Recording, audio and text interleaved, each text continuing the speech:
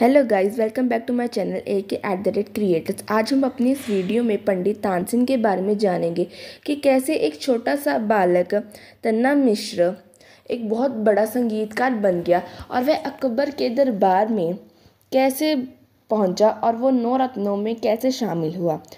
हमारी वीडियो को एंड तक ज़रूर देखें और हमारे चैनल को लाइक, सब्सक्राइब, शेयर और कमेंट करना ना भूलें। Let's start. तानसेन जी का असली नाम तन्ना मिश्र था।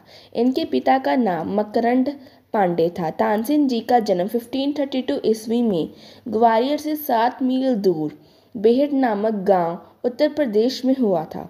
अपने माता पिता की ये एकमात्र औलाद थे, इसलिए इनका पालन पोषण बड़े ही लाड प्यार से किया गया था। बचपन में तानसेन जी बहुत ही शरारती और नटखट स्वभाव के थे।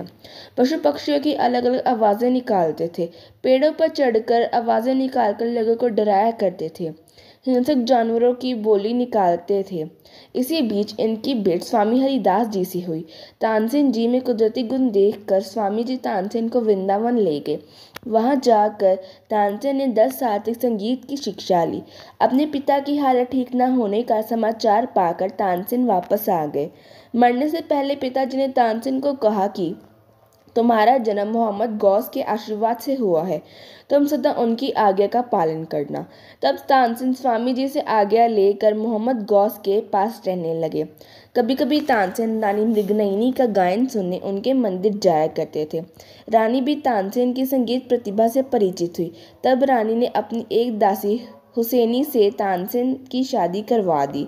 तानसेन के फिर 4 पुत्र हुए, सूरत सेन, शरद सेन, तरंग सेन और बिलास खां, और सरस्वती नामक एक पुत्री हुई। तानसेन जब एक अच्छे गायक बन गए तो रीवा के नरेश रामचंद्र ने उनको अपना दरबारी गायक बना लिया। राजा रामचंद्र और बादशाह अकबर बहुत ही अच्छे मित्र थे।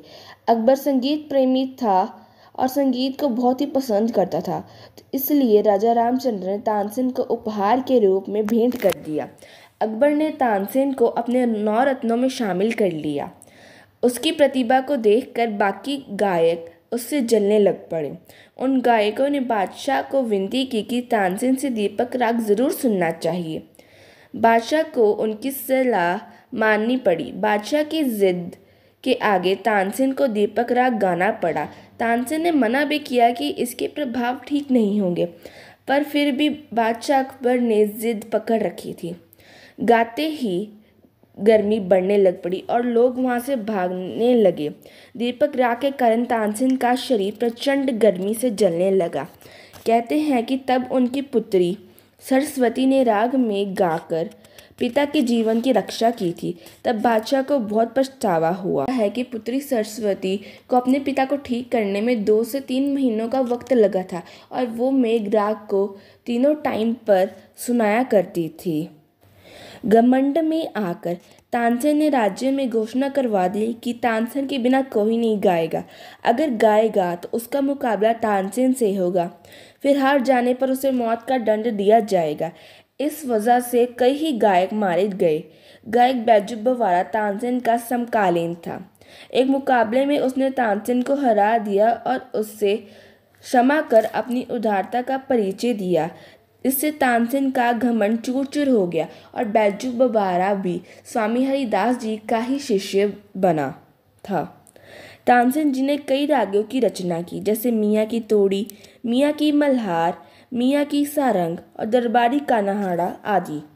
तानसेन जी ने वीणा और सितार के आधार पर सुरबहार नामक साज की रचना की और वीणा के आधार पर ही रबाब नामक साज बनाया।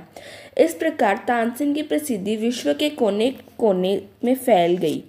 संगीत में उनकी देन को कभी भुलाया नहीं जा सकता।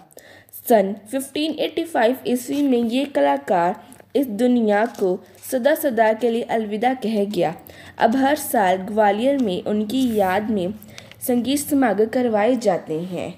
Thank you for watching. ऐसे ही और अमेजिंग वीडियो को जानने के लिए हमारे चैनल को लाइक, सब्सक्राइब, शेयर और कमेंट करना ना भूलें। Thank you.